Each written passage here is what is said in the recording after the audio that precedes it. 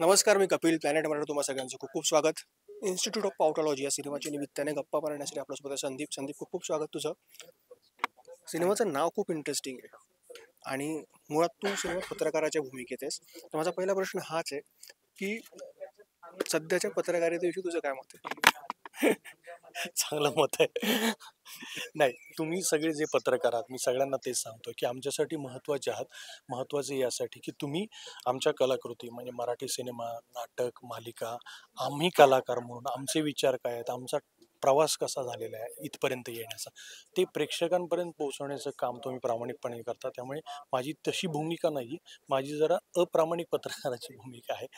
Breaking news कशी मिळेल आणि तिथून वाद कशी पेटेल आणि बातमी पोहोचण्यापेक्षा ती फुटली कशी जाईल ह्याच्यासाठी जी लोक काम करत असतात त्या प्रकारची भूमिका आहे. त्याच्यामध्ये स्वार्थ आहे स्वतःचा. भले तो माणूस काय हर्ट झाला, त्या माणसाला काही त्याचं नुकसान झालं, तरी पण आपला स्वार्थ साधून घेणारा तो पत्रकार. सो अशी भूमिका आहे जे तुम्ही बिलकुल नाही आहात. सिनेमाचं नाव खूप इंटरेस्टिंग आहे, इन्स्टिट्यूट ऑफ पावटॉलॉजी. नेमकं काय आहे सिनेमात? आत्तापर्यंत आपण सिनेमांमध्ये गुंडगिरी बघितलेली आहे, पण एक काहीतरी त्या विचारांची मुलं एकत्र येऊन आणि तसं इन्स्टिट्यूट काढायचं आणि त्यांना गुंडांचं ट्रेनिंग द्यायचं, ही एक वेगळी आयडिया प्रसादच्या डोक्यामध्ये आली आणि म्हणून त्यांनी इन्स्टिट्यूट ऑफ सगळे पावटे एकत्र आले आणि त्यांचं इन्स्टिट्यूट झालं तर काय होईल असा एक ॲब्सर्ड विचार करून त्यांनी इन्स्टिट्यूट ऑफ पावटॉलॉजी, जेव्हा मी नाव ऐकलं तेव्हाही मला जरा असं वाटलं हे काय नाव आहे. त्या पण नावातच गंमत आहे. गंमत आहे, वेगळा ट्रेंड आहे, वेगळ्या प्रकारचा सिनेमा आहे, वेगळा ह्युमर आहे. तर मला असं वाटतं की प्रेक्षकांनी तो एकत्र जरा ग्रुपनी जाऊन युथचा सिनेमा आहे. कोविडमुळे अनेक चांगले सिनेमे प्रदर्शित होऊ शकले नाहीत, काही रखडले. त्यातलाच हाच एक, पण याचं भाग्य, हा सिनेमा प्रेक्षकांपर्यंत पोहोचतोय. एक उत्तम कंटेंट प्रेक्षकांपर्यंत पोहोचतोय. अगदीच. मग तू म्हणालास तसं कोविडमध्ये अनेक सिनेमे अडकले होते, पण समहाऊ लोकांचे पैसेही अडकले प्रोड्युसरचे. पण त्याला टचवूड आता डिस्ट्रीब्युटर आणि हे सगळंच मिळतं आहे आणि प्रेक्षकांपर्यंत हा सिनेमा पोहोचतोय. माझी मनोमन अशी इच्छा आहे की ह्या वर्षामध्ये 2-3 मराठी सिनेमे बँग ऑन हिट व्हावे. 50 करोडच्या पुढे त्यांनी बिझनेस करावा. कारण 2-3 सिनेमे जेव्हा चालतात तेव्हा आपोआप ते वातावरण तयार होतं आणि अडकलेल्या सिनेमांना सुद्धा ग्रीन सिग्नल मिळतो. त्यामुळे मला खूप मनोमन इच्छा आहे माझी की कुणाचा ना कुणाचा, कुठल्या का ह्यानी होईना, आरवण्याने, पण सूर्य उगवला पाहिजे. आणि माझी मनोमन इच्छा आहे की मराठी सिनेमाला यावर्षी खूप चांगले दिवस मराठी सिनेमाने बघणं अत्यंत गरजेचं. Thank you so much. Thank you. Institute of पावटॉलॉजी या सिनेमाच्या ट्रेलरच्या निमित्ताने आपल्याशी गप्पा मारण्यासाठी या सिनेमाचे दिग्दर्शक सागर आणि प्रसाद दोघांचं खूप खूप स्वागत. एक स्वप्न दोघांनी बघितलं होतं, पण कोविडमुळे अनेक सिनेमे रखडले, त्यातला हा एक. त्यामुळे कुठेतरी एक धास्ती असेल की काय होईल, कारण बरेच सिनेमे असे जे अजून प्रेक्षकांपर्यंत पोहोचू शकलेले नाहीत, हिंदी असेल, मराठी असतील. पण सिनेमाच्या नशिबात होतं की हा सिनेमा प्रेक्षकांपर्यंत जाईल, एक चांगला कंटेंट प्रेक्षकांना बघायला मिळेल. तर काय वाटतं? आम्हाला कधीच धास्ती नव्हती की पावटॉलॉजी बाहेर येईल की नाही. आम्हाला माहिती होतं की हा येईल कधी ना कधीतरी. पण तो कुठल्या टायमिंगला येतोय हे आमच्यासाठी फार महत्त्वाचं होतं. ऑफकोर्स म्हणजे 4 वर्ष तर आता झाले, पण त्याच्या आधी पण 8 वर्ष आम्ही घालवलेच. म्हणजे 10 टोटल 12 वर्ष आम्ही करतोच आहोत त्याच्यावरती काम.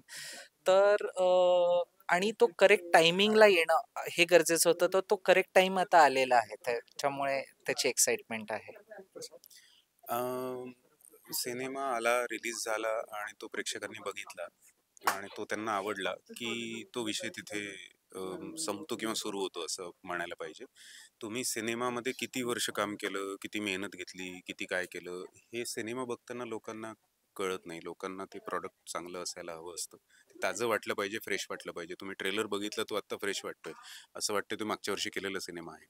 तर पडद्यावर काही लिहिलेलं नसतं किती कुठल्या वर्षी हा सिनेमा झाला. सिनेमा करत असताना आम्ही किती कष्ट केले किंवा किती वर्ष हा स्वप्न मनात बाळगलं, हा आमचा पर्सनल विषय आहे. आमची अशी इच्छा आहे की आम्ही परीक्षा देतोय, आम्हाला चांगले मार्क मिळावेत, मग आम्ही सांगू की आम्ही किती मेहनत केली. तर जो असं म्हणतात यशासारखं दुसरं यश नाही. ते एकदा तो यशस्वी झाला की मग आम्ही गोष्टी सांगू. तो यशस्वी झाला नाही तर आमचं ऐकायला कोणी येणार नाही.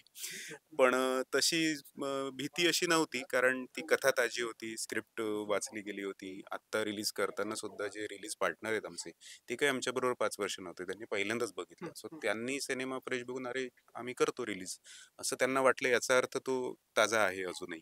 आणि जर ते त्याच्यामध्ये त्यांचे काही आर्थिक गुंतवणूक करायला जर तयार असतील त्या सिनेमामध्ये, सिनेमा प्रेक्षकांपर्यंत पोहोचण्यासाठी, तर त्यांचा कॉन्फिडन्स पण आम्हाला फार महत्त्वाचा आहे या सगळ्यासाठी. याचा अर्थ आम्ही काहीतरी चांगलं काम केलंय आणि ते दीर्घकाळ टिकेल असं काम केलं आहे. त्याच्यामुळे तशी भीती नाहीये. प्रेक्षकांनी यावं आणि सिनेमा एकदा बघावा आणि मग तुम्ही दोनदा बघाल असं वाटतंय. सिनेमाचं नाव खूप इंटरेस्टिंग आहे. त्या नावामागची गंमत काय, नेमकं काय ही पावटॉलॉजी नेमकी काय?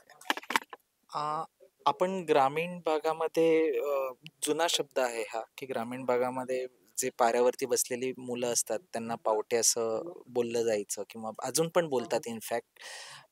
आपण ए पावट्या हा शब्द अजून पण सगळीकडे वापरला जातो. तर ती पावटा ही टर्म वापरून त्याच्याशी संपूर्ण सिनेमा आजूबाजूला केलेला आहे, आणि पावट्यांचे एक वेगळे वेगळे प्रकार याच्यामध्ये आपण दाखवलेले आहेत.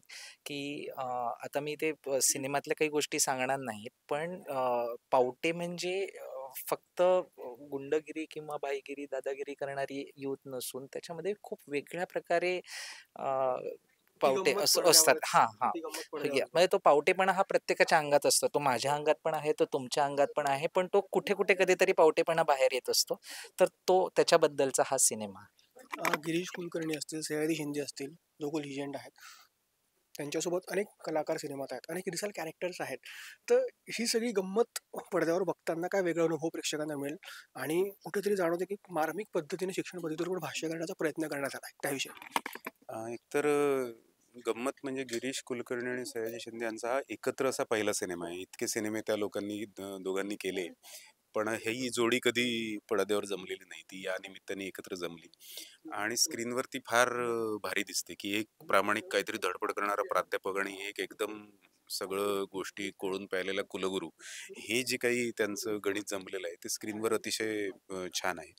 आणि हे याचं कास्टिंग असेल किंवा त्यांनी केलेलं काम असेल, अगदी छोट्या-छोट्या म्हणजे लांबीत छोट्या असलेल्या भूमिका छोटी किंवा मोठी नसते. पण छोट्या लांबीच्या भूमिकांसाठी सुद्धा चांगले-चांगले कलाकार आहेत. तर ते याच्यासाठी की त्यांचं आमच्यावर प्रेम आहे, आम्ही काहीतरी प्रामाणिक काम करतो असा त्यांचा विश्वास आहे. आणि आम्ही सांगितलं की आम्ही असा-असा सिनेमा करतोय, आम्ही स्वतः निर्मिती करतोय, तुम्ही एवढी एक भूमिका करून जा. अगदी कुठलीही आडेवेळी न घेता येऊन रिहर्सल करून, कॉस्ट्यूम ट्रायल करून या सगळ्या मंडळींनी याची भूमिका केलेली आहे. त्यामुळे आम्ही कुठेही कॉम्प्रोमाइज केलं नाहीये आणि ते सगळं स्क्रीनवर तुम्हाला दिसतं. इतकी सगळी कलाकारांची फौज आहे आणि नीट तयारी केली की मग ते सगळं हँडल करणं सोपं जातं आणि व्यवस्थित सगळे काम करतात. स्क्रिप्ट पक्कं असलं की लोकही कोऑपरेट करतात, ॲक्टरही त्यांनाही मजा येते की अरे काहीतरी सिरियस आहे आणि चांगलं काम होतंय. तर असा अनुभव पूर्ण या प्रोडक्शनमध्ये आम्हाला आला. आम्ही काही त्यांना त्रास दिला नाही, त्यांनीही काही आम्हाला त्रास दिला नाही आणि हे तुम्ही जर ट्रेलर बघितलं तर तुम्हाला कळेल की अरे ही जरा वेगळी मजा आहे आणि थिएटरमध्ये तर धुमाकूळ होईलच असं वाटतंय. थँक्यू सो मच आणि शुभेच्छा. थँक्यू. शुभेच्छा. थँक्यू.